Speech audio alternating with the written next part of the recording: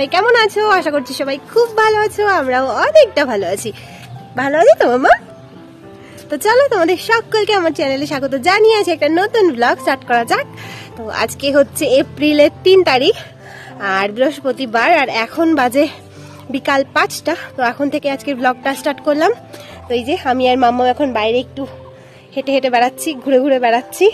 মাম্মাম এইমাত্র ঘুম থেকে উঠে এলো, আর রিমা হচ্ছে গেছে বাবার সঙ্গে একটু মাছ ধরতে আর কি, আমাদের পুকুরে বাবা মাছ ধরছে, আর রিমা হচ্ছে বাবার সঙ্গে গেছে মাছটা নিয়ে আসবে। তো আসলে তোমাদেরকে দেখাবো। আর চলো আজকে থেকে এই ব্লগটা স্টার্ট করি, এই মোমেন্ট থেকে। তো চলো তোমরা ব্লগটা দেখতে থাকো, আশা করছি তোমাদের ভালো লাগবে। এরপরে কি করব কি না করব তোমাদের সঙ্গে শেয়ার করব। কি ধরবে তুমি? মামা ধরতে চাইছে, চলো ভিডিওটা দেখতে থাকো। এই যে দেখো পুকুর থেকে মাছ ধরে নিয়ে এসেছে বাবা, অনেকগুলো মাছ। কি বাবা, সব জ্যান্ত মাছ, দেখো লাফালাফি করছে। এগুলো হচ্ছে তেলাপিয়া, আর হচ্ছে দুটো বড় মাছ। এটা বোধহয় রুইয়ের বাচ্চা, না রুইয়ের বাচ্চা, আর একটা জাপানি পুঁটি। তো এই যে এই দুটো বাবা, আর হচ্ছে বাকি সব তেলাপিয়া। তো এগুলো এখন রিমা কাটতে বসবে, ও এখনো স্নানও করেনি আজকে। তো মাছ কাটুক। এই দেখো এক গামলা হয়ে গেছে, অনেক মাছ। এই সাইজের তেলাপিয়া গুলো আমার খুব ভালো লাগে, এর থেকে অনেক বড় হলেও ভালো লাগে না, ছোট ভালো নেই, তো ভালো লাগে। আর এই দেখো আমি এখন হচ্ছে উঠান ঝাড় দেবো। উঠানের পুরো অবস্থা খারাপ, চারিদিকে পাতা টাতা পড়ে আছে। তো রিমা ওখানে মাছ কাটবে, উঠান ঝাড় দেবো, পরে আবার দেখা হচ্ছে তোমাদের সাথে। এদিকে দেখো রিমা মাছ কাটছে, আর চারিদিকে দেখো সাঙ্গ পাঙ্গ বসে আছে। ওই যে একটা, এইখানে একটা, এরা সব খাওয়ার জন্য ঘুরে বেড়াচ্ছে, মাছের এই সব আঁশ টাশ গুলো খাবে। আর এই যে রিমা এখানে কাটছে, প্রায় হয়েই গেছে। ওই ডাকছে, মানি ডাকছে, কেটে দেবে মা, নিকে মাছ কেটে দেবে মা।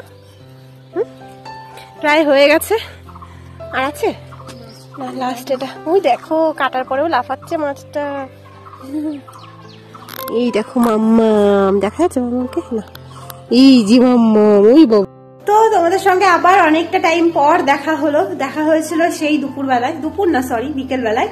আর তারপর গেছিলাম একটা অনুষ্ঠান বাড়িতে, তো তাই জন্য আর কি কোনো ভিডিও করা হয়নি। ওখান থেকে এসে ফ্রেশ হয়ে গেছি, আর এখন আর সেরকম কিছু করব না। তবে বাবা কিছু গ্রসারির জিনিসপত্র নিয়ে এসেছে, তো সেগুলোই একটুখানি গুছিয়ে রাখবো।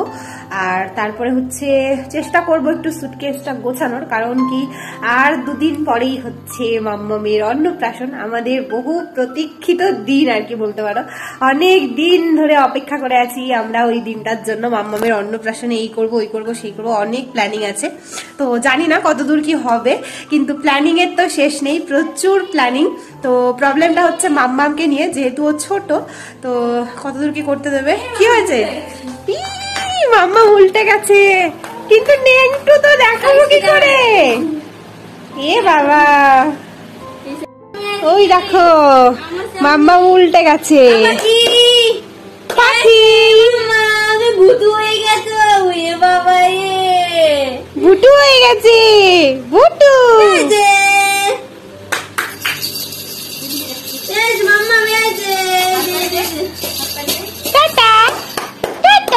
তোমাদের যেটা বলছিলাম, আর তার মধ্যেই তো মাম্মা ওদিকে দেখলে উল্টে গেছে। আসলে ও না কয়েকদিন থেকেই উল্টানোর চেষ্টা করছে, 2-1 বার উল্টে হচ্ছে, কিন্তু না মানে এরকম ফ্রিকুয়েন্টলি পারে না এখনো।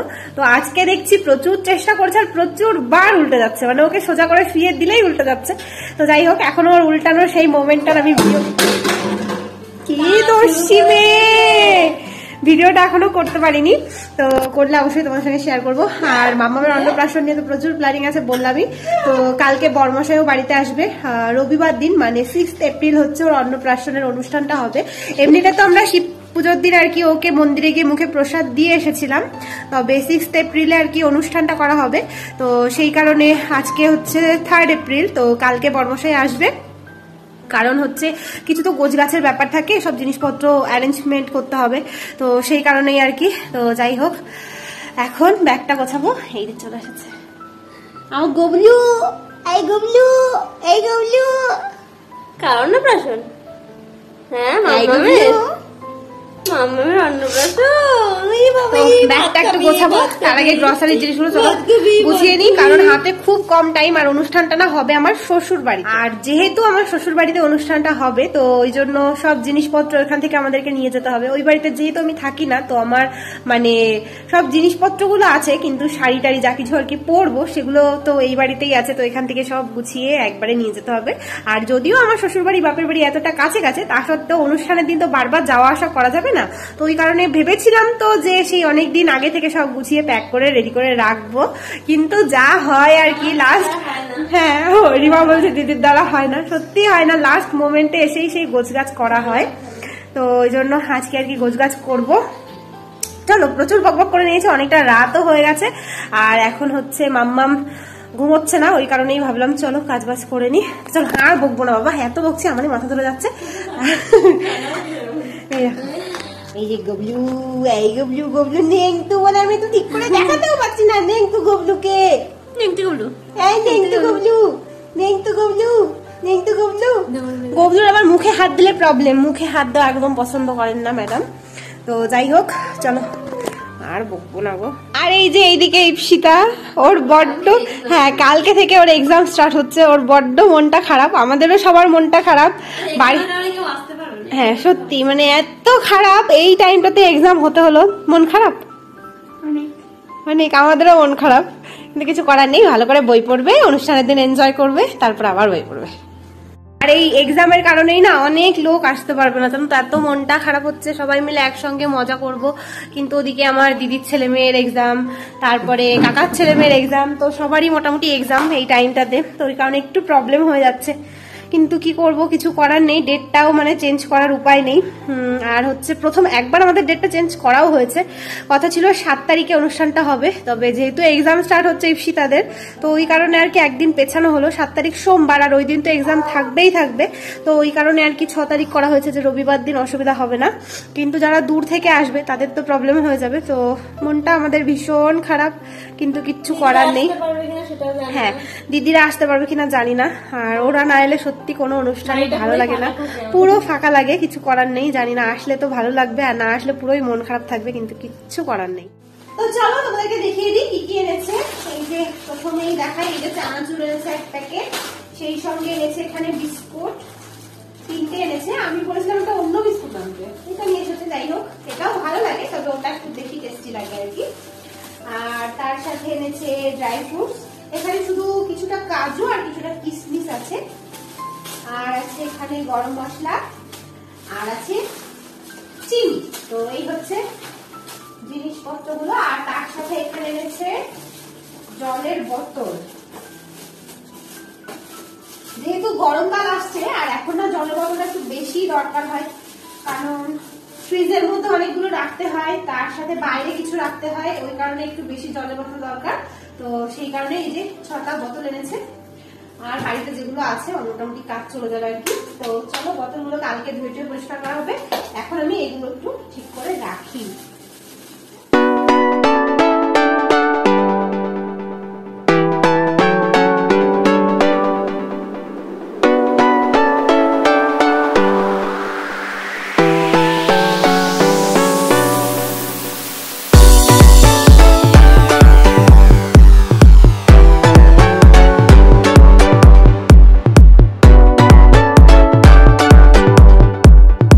আর এদিকে দেখো আমি তো গ্রসারির জিনিসপত্রগুলো গোছাচ্ছিলাম, আর ততক্ষণ রিমা এখানে ফ্রিজটা একটু পরিষ্কার করে নিচ্ছিল, কারণ আজকে ফ্রিজটাকে ডিফ্রস্ট করা হয়েছে, সেই কারণেই বরফগুলো পরিষ্কার করছে আর কি।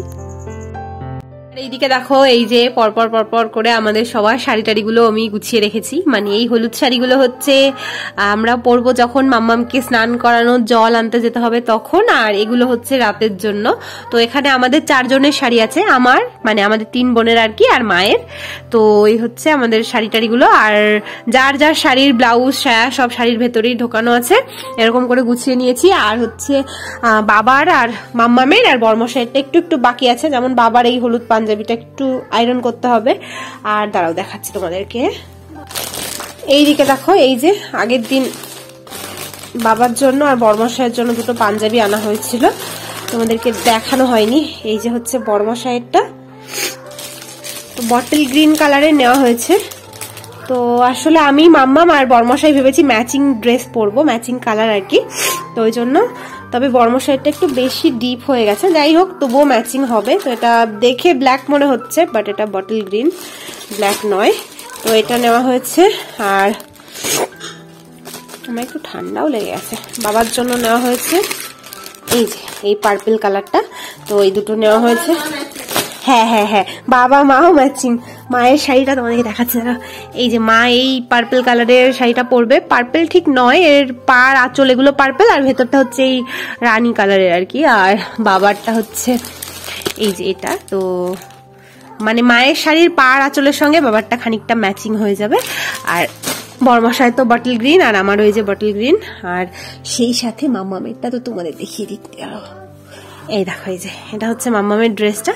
তো এটা তোমাদেরকে ভালো করে দেখাতে পারবো না এখন আমি, এই হচ্ছে হ্যাঁ হ্যাঁ হ্যাঁ একবারে দেখবে এই যে ড্রেসটা। আপাতত একটু দেখিয়ে দিলাম, মাম্মাম পরলে কেমন লাগে সেটা তোমাদেরকে একবারে অনুষ্ঠানের দিনেই দেখাবো। তো এই হচ্ছে ব্যাপার। চলো এগুলো আপাতত গোছাই, আর যেগুলো যা আয়রন করতে হবে মাম্মামের হচ্ছে ও যখন গায়ে হলুদের মানে করাতে হবে, তো মাম্মামের গায়ে হলুদের ড্রেস প্লাস ও যখন খাবে তখনকার ড্রেস সব কালকে আয়রন করব। তো কালকের ব্লগে তোমাদেরকে দেখাবো। এখন আপাতত এগুলো একটু গুছিয়ে নেবো। একটা বের করে নিয়েছি, আর এটা হচ্ছে আমার গিফটের, এটা একটা আর কি। তো এখন দেখো ট্যাগটা লাগানো রয়েছে, এখন আমরা ইউজ করিনি। আমার রিসেপশনে এটা হচ্ছে বর্মশাইয়ের আর কি কলিগরা গিফট করেছিল। তো এই ব্যাগটাই হচ্ছে ইউজ করবো আবার। এতদিন তো শ্বশুর বাড়িতে আমার পড়েছিল, আর আগের দিন এনেছি, আর এনে না আমার মনটা একটু খারাপও হয়ে গেছে, কারণ ব্যাগের এই জায়গাটা না এই লকটা খারাপ হয়ে গেছে। তো এটা খুলছে না, তো সেই কারণেই খারাপ লাগছে। একদম নতুন জিনিসটা যদি মানে এরকম প্রবলেম হয়ে যায় খারাপই লাগে। যাই হোক কিছু করার নেই। তো এটা ঠিক করাতে নেবে বলেছে বর্মশাই, একদিন নিয়েও গেছিল, দোকানটা বন্ধ ছিল বলে হয়নি। এবার দেখা যাক, জানি না ঠিক করা যাবে কিনা, কিন্তু আপাতত তো ইউজ করা যাবে। চলো এটার মধ্যেই সমস্ত জিনিসগুলো আমি ঢুকিয়ে নেবো। ব্যাগটা তো খুলি।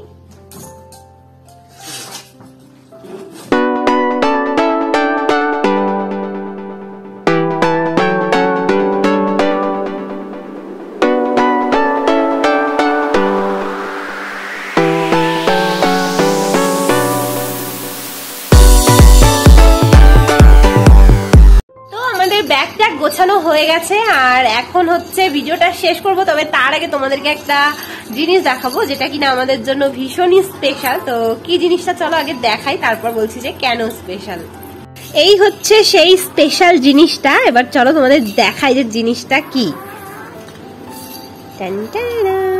এই দেখো, এইটাকে কি বলে আমি ঠিক জানি না, কোমরে পড়তে হয়, কোমর বন্ধনী না কোমর বিছে, যাই হোক আমি জানি না যে কি বলে।